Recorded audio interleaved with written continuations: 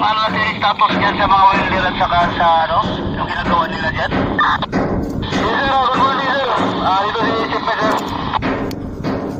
Kung pwede tumawag na yun sa cellphone, yung si medyo may radyo.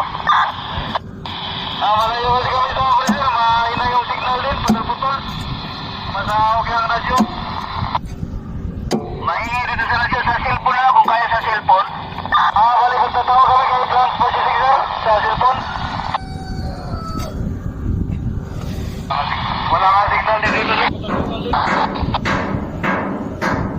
Anong status yan sa mga welder natin ba? Pasuyo ako kay Chief Med kung ano ng status yan ha.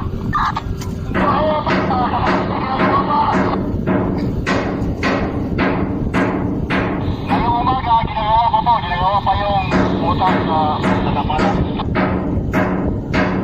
May bill ba kayo? Nakuha ng block, nagatapat ng block. Nakalapat na. Touchdown siya. Ahang pa. Dong, pitik-pitik lang dong.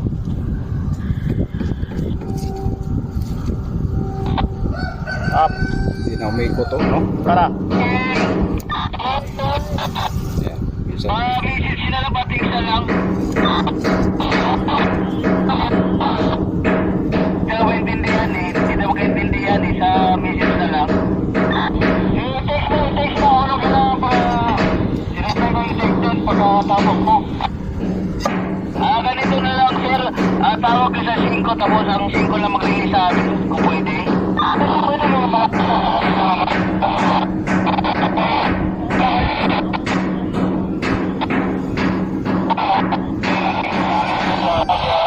na lang sa amin ng 5 tapos ang 5 na lang mag-relay dito sa amin.